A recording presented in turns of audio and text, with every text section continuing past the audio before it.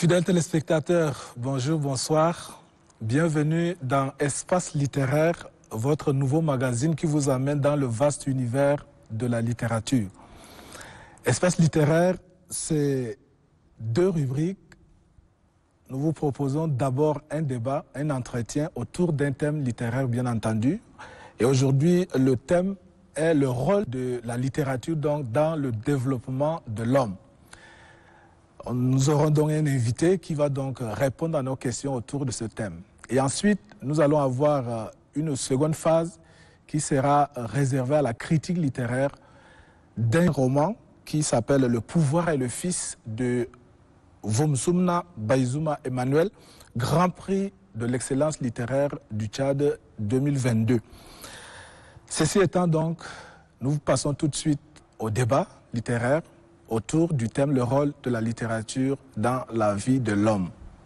Encore une fois donc, bienvenue à vous dans Espace littéraire. C'est la première rubrique, nous sommes dans le débat.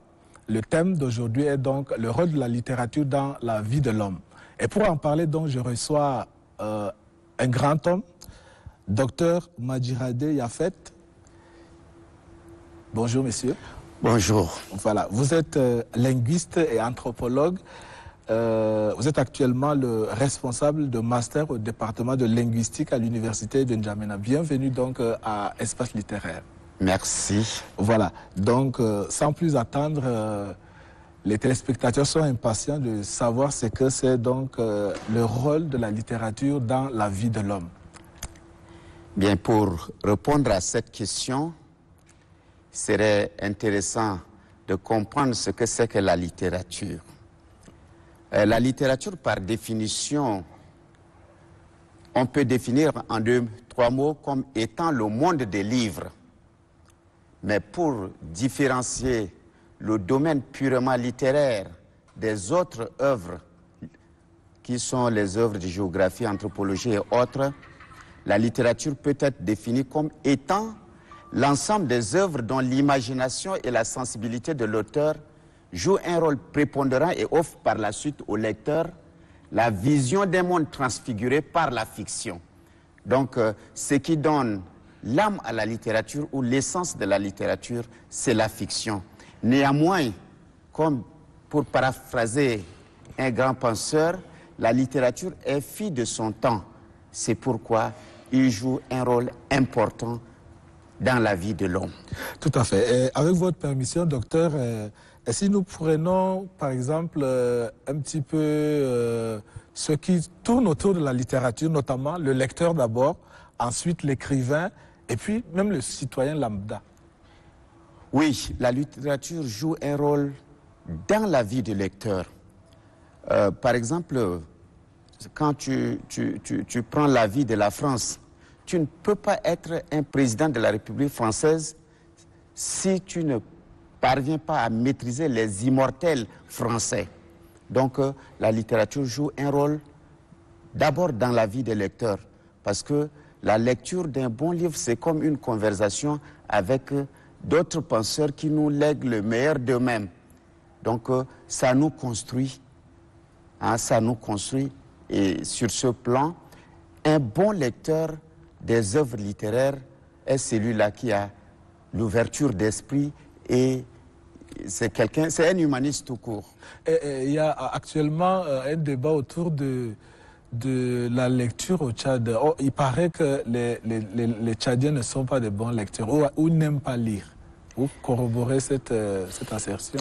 Bien, quelqu'un a dit que pour refuser quelque chose, si tu veux refuser quelque chose à un Africain et particulièrement un Tchadien, il faut mettre la chose dans le livre et lui remettre le livre. Il ne va même pas arriver à ouvrir même pour découvrir ce qui est dedans. Et c'est vraiment regrettable. Avant, on a pensé qu'il n'y avait pas assez d'écrivains tchadiens. Nous consommons des livres écrits par d'autres auteurs. Mais aujourd'hui, à l'heure où nous parlons, si vous entrez à la librairie La Source, il y a assez de productions tchadiennes, mais il n'y a pas assez de lecteurs. Je fais partie de ces écrivains, mais j'ai une petite quantité de mon œuvre Funérailles dans les milieux Bébotki qui chôment au niveau qui moisissent au niveau de la librairie La Source. Et quelles peuvent être les conséquences d'un tel état de choses? En commençant, puisque je suis un enseignant, d'abord du secondaire avant d'être enseignant de l'université, le processus pédagogique aujourd'hui n'aide pas à la lecture. Ça fait que même les enfants qui sont sur les bancs aujourd'hui, ils ont de la peine à lire.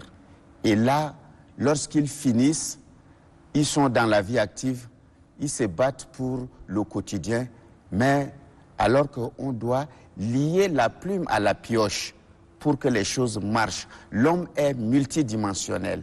Donc, il faut satisfaire toutes les dimensions de l'homme. On n'a pas besoin que du sel, mais on a besoin également de nourrir l'esprit, nourrir notre intellect. Et si nous passons à l'écrivain, celui donc qui produit le livre, est-ce que la littérature a un certain rôle à jouer aussi dans sa vie? Oui, la littérature joue un rôle très important dans la vie de l'écrivain. D'abord, l'écrivain en tant qu'artiste est satisfait. Le fait de produire seulement son œuvre, il est satisfait spirituellement, intellectuellement, il est comblé parce qu'il répond à ses préoccupations. Et ensuite, l'écrivain doit vivre de son art. Malheureusement, comme on vient de dire, les gens n'encouragent pas. Les gens préfèrent plutôt photocopier que d'aller acheter. Donc, ils n'encouragent pas les écrivains à vivre leur art. C'est ça ce qui est dommage. Sinon, normalement, l'écrivain doit vivre le produit de son art. Est-ce qu'on peut craindre qu'au fil du temps, si la situation ne s'améliore pas, on va assister à la mort de l'art? Oui, mais c'est ce qu'on est en train de constater. Aujourd'hui, les gens préfèrent beaucoup plus le visuel à partir de la technologie, mais on n'aime pas lire. Mais je ne pense pas que cela peut amener à la mort de l'art, comme vous venez de dire. Okay. Il y aura certainement des gens qui vont aimer lire. Très bien. Et est-ce que le citoyen lambda, lui aussi, il a quelque chose à faire là? Est-ce que la littérature l'aide? Oui, la littérature aide le citoyen lambda sur beaucoup de plans. La littérature, comme je l'avais dit au début, comme elle est fille de son temps. Donc la littérature joue un rôle de défense de citoyens. Prenons par exemple les chemins des Ordali de Abdelatif Lahabi. Oui. Il doit être marocain ou... Marocain et tunisien. Voilà. Dans cette œuvre, Abdelatif Lahabi a défendu les femmes. La femme, si vous vous souvenez, le Maroc et la Tunisie sont des pays maghrébins. Et dans les pays maghrébins, on utilise d'une manière générale la culture arabe. Et dans la culture arabe, la femme n'a pas une vie publique. La femme n'a pas une vie publique. Et les hommes et l'auteur lui-même traite les femmes au même titre que tout le monde. Mais il a fallu passer une année en prison sans voir le soleil. C'est là où il s'est rendu compte et il a dit ceci, et je cite, « Dans une société comme la nôtre, être femme ou être esclave, c'est un peu la même chose. » C'est une dénonciation. Et dans le même ordre d'idée, il a dénoncé également la politique en passant une année en prison. Il dénonce la politique sans voir le soleil. Donc, la littérature défend la personne lambda qui n'a pas de bouche. Prenons par exemple les auteurs de la négritude, Aimé Césaire, Senghor et autres. Damas. Ils sont la bouche de ceux qui n'ont pas de bouche. Ils défendent ces noirs qu'on leur renie la civilisation, la culture. Eux, ils sont porteurs de messages, ils sont la bouche de ceux-là. Donc la littérature joue un rôle non seulement pour l'écrivain, mais pour la personne lambda. Tout à fait. Alors, et si nous abordons maintenant la question du rôle de la littérature dans le développement de l'homme, dans l'homme dans ses rapports avec autrui, notamment la question de vivre ensemble, de la paix sociale et tout cela? Oui, beaucoup d'auteurs ont abordé ce thème de vivre ensemble. La littérature a plusieurs genres. Il y a plusieurs genres littéraires. Donc, il y a les musiciens. Nous avons Michala, par exemple, a défendu les mamans. Nous avons les auteurs comme Joseph Brahim Seyd, qui était l'un des tout premiers écrivains tchadiens. Il s'est marqué par son caractère. Il n'est ni du nord ni du sud, mais il est tchadien tout court, au Tchad sous les étoiles. Et ces 2 ou 3 œuvres, Joseph Brahim Seyd a marqué un exemple de l'humanisme, où il faut vivre ensemble. J'ai enseigné littérature et identité nationale, mais quand vous parcourez les œuvres de Joseph Brahim Seyd, franchement, c'est formidable. C'est formidable. D'accord. Alors, si nous pouvons aussi parler du rôle de la littérature dans la lutte contre le repli identitaire. Vous êtes sans ignorer, docteur, que nous assistons de plus en plus à ce phénomène-là dans notre pays. Les gens se replient sur eux-mêmes, sur leur tradition, sur leur milieu, et cela fait qu'il y a souvent des frictions entre les communautés. Oui, dans ce sens, la littérature a joué un rôle très important. Vivre ensemble. Nous avons une œuvre qui est un exemple type. Jacques Roumain a écrit Gouverneur de la Rosée. Et dans Gouverneur de la Rosée, il a utilisé le personnage principal qui est Manuel. Oui. Manuel, en revenant de Cuba, a décidé d'aller trouver la source pour qu'il y ait la vie, parce que l'eau, c'est la vie. Mais dès qu'il a fait son entrée, il a trouvé Anaïs, qui est une fille d'un autre camp, parce qu'il y avait combat entre 2 camps du même village, mais ils sont divisés. Et il y avait mort d'homme par-ci, par-là. Et personne n'entre dans le camp de l'un ni de l'autre. Mais quand Anaïs s'est rendu compte que Manuel est de l'autre camp, elle veut se retirer. Mais Manuel a tout fait pour convaincre Anaïs. Et quand elle a cherché de l'eau, elle a trouvé la source.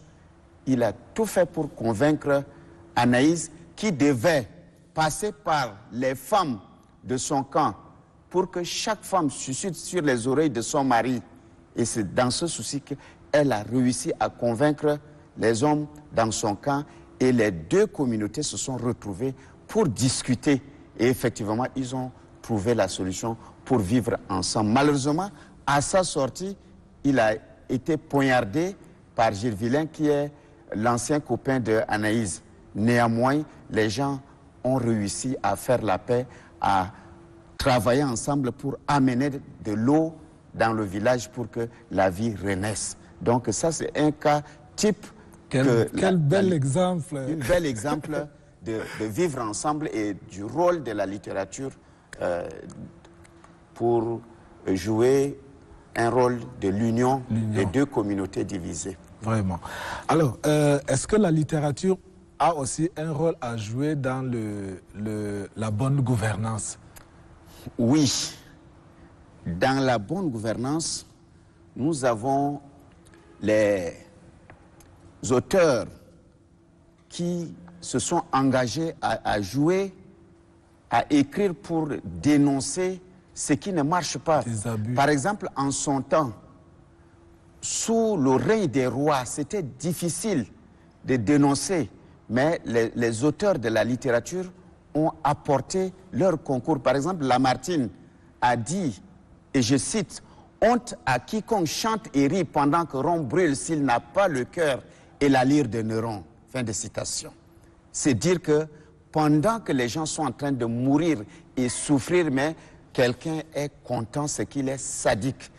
C'est pourquoi il dit « Honte à quiconque chante et rit pendant que Rome brûle s'il n'a le cœur et la lyre de Néron. » Nous avons également les auteurs comme La Fontaine, qui a utilisé les animaux pour parler des hommes, le loup et l'agneau par exemple. La raison du plus fort est toujours la meilleure. Et jusqu'à aujourd'hui, la raison du plus fort continue à être la meilleure. Des choses qui ont été dénoncées il y a un siècle. Alors qu'à cette époque, c'était, on appelait ça la monarchie du droit divin. Sous Louis XIV, on ne pouvait pas oser critiquer le roi. On ne pouvait pas oser, mais il s'est déguisé. Il a utilisé les animaux pour parler du roi et ça passe. Et jusqu'à aujourd'hui encore, les gens continuent à dénoncer. Par exemple, l'œuvre d'Antoine Bangui, Tribulation d'un jeune Tchadien, ça c'est critique de la politique qui fait souffrir les gens. Cela lui a valu la prison, ainsi de suite. Mais jusqu'à aujourd'hui, les auteurs continuent à lever le petit doigt pour dénoncer ce qui ne marche pas. Alors, docteur, aujourd'hui également, on assiste aussi à la violation des droits humains dans presque tous les pays, dans tous les continents. Est-ce que la littérature peut également jouer un petit rôle dans ce sens? Oui, justement, la littérature a joué et continue à jouer un rôle dans ce sens. Prenons par exemple La Peste. La Peste d'Albert Camus. La peste, c'est tout ce qui fait mourir les hommes comme les rats. Et aujourd'hui, il y a la politique qui fait mourir les hommes comme des rats. Il y a la guerre, il y a ceci, tout. Donc, aujourd'hui encore, même ici au Tchad, les écrivains continuent à lever le doigt pour dénoncer. Sauf que, comme je l'avais dit au départ, la littérature a pour essence la fiction. Donc, on prend cette réalité, mais on lui donne une bonne dose de fiction pour dénoncer autrement. Voilà un peu. Sinon, si on écrit d'une manière assez crue, ce serait des chroniques journalistiques, ça ne serait pas une œuvre littéraire. Docteur Madjiradé, en fait, merci beaucoup d'être venu et surtout d'avoir répondu à nos questions sur le rôle de la littérature. Merci beaucoup. Chers téléspectateurs, nous sommes donc arrivés à la fin de cette première rubrique qui était réservée au débat littéraire. Nous allons donc passer tout de suite à la seconde rubrique qui est la critique littéraire. Bonjour, je remercie la Télé Tchad ainsi que vos téléspectateurs. Avant de faire la critique de ce livre, je m'en vais simplement dire que la critique littéraire, c'est un discours qu'on essaye de faire sur un livre. On fait un discours selon certaines grilles. Sur un livre, c'est une parole couchée sur du papier. Et donc, la critique va porter essentiellement sur deux aspects. L'aspect textuel, c'est-à-dire tout ce qu'on a comme paratexte, c'est-à-dire le titre, la dédicace et même le corps du texte, mais aussi le contenu. La critique porte également sur le contenu, donc ce sont les deux aspects qui nous intéresseraient. Alors, Le pouvoir et le Fils est un roman de 117 pages, paru aux éditions Toumaï. Je rappelle au passage que le roman a reçu le Grand Prix littéraire national lors du mois du livre et de la lecture qu'organise le ministère en charge de la culture. Et donc, le livre s'étale sur 7 parties distinctes et on remarque dès les premières pages l'apparition d'un personnage qui va dominer le livre. Il est le personnage principal, mais un autre qui va l'accompagner dans toutes les péripéties. Le personnage principal s'appelle Insadi, qui a pris le pouvoir par un coup de force et il a été aidé par son lieutenant qui s'appelle Dapsouna. Par la suite, son lieutenant ayant le goût du pouvoir, et bien, il va essayer de le renverser pour s'emparer du pouvoir. Et lorsqu'il a pris le pouvoir, et donc, il va essayer d'asseoir une sorte de terreur sur le pays et il ne lésinera sur aucun moyen pour pérenniser son pouvoir. Si bien qu'il a réussi à tuer son fils unique. Voilà de manière assez ramassée l'intrigue, c'est-à-dire l'histoire raconté dans le livre. Maintenant, l'aspect textuel, c'est que l'auteur utilise deux formes de narration pour dérouler son texte. Il fait tantôt de la narration, tantôt de la description. Ce sont là les formes romanesques. Il essaie de camper également son récit sur un pays imaginaire. Parce que l'une des caractéristiques du roman, c'est l'imagination. Même si le roman peut avoir pour noyau vrai, eh bien, le roman n'a pas pour vocation de faire la photographie du réel. Mais le roman essaye de mimer, d'imiter le réel, le vécu. Donc, il construit son récit sur ces deux aspects romanesques, c'est-à-dire la description et la narration, mais aussi il essaie de traîner le lecteur sur toutes les parties, les sept parties qui constituent son texte. Et on remarque également du point de vue de l'onomastique. L'onomastique, c'est la signification des noms des personnages dans un roman. Donc, tous ces personnages portent des noms, on va dire, africains, à la limite, les noms qui ressembleraient aux noms de chez nous. Donc, du point de vue de l'onomastique, c'est-à-dire les personnages ont des noms qui nous rapprochent de nos vécus. Et également, le décor spatio-temporel. En parlant du décor spatio-temporel, eh bien que le pays est imaginaire et autres, eh bien, ce pays renvoie également à un certain nombre de concepts et de nos réalités beaucoup plus africaines. Parce que le pouvoir reste beaucoup plus le mystère en Afrique. Vous voyez, si en Europe ou en Occident, de manière générale, les gens ne se soucient pas trop du pouvoir, eh bien, le pouvoir fait des réfugiés, fait des morts, fait des victimes en Afrique. Donc, c'est ce questionnement qui revient à la lumière de son texte. Et moi, j'ai beaucoup apprécié son texte et par la suite, son texte a reçu le Grand Prix littéraire national lors du mois du livre et c'est aussi le lieu de le féliciter pour cette prouesse parce que c'est son premier texte, donc un premier essai et c'est un coup de maître. Voilà. Chers téléspectateurs, une fois de plus, bienvenue à la seconde rubrique d'espace littéraire réservée à la critique.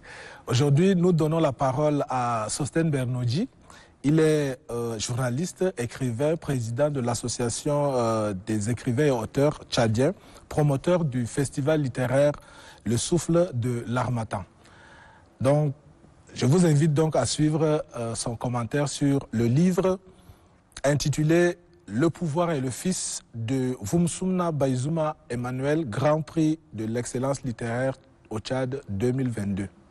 Chers téléspectateurs, nous sommes parvenus donc au bout de ce numéro qui était réservé aujourd'hui. Espace littéraire a deux rubriques, comme vous le savez. La première rubrique était consacrée au débat, qui a tourné donc autour du thème « Quel est le rôle de la littérature dans le développement de l'homme ?» Nous avions reçu comme invité Dr Madjirade Yafet, linguiste, anthropologue. La seconde rubrique a été donc faite par Sostène Bernodji, qui est journaliste et écrivain, qui nous a donc donné le contenu du livre intitulé « Le pouvoir et le fils ». Merci donc à vous de nous avoir suivis. Nous vous invitons à continuer à regarder Télé Tchad. Et prochain rendez-vous donc dans une semaine, s'il plaît à Dieu. Au revoir.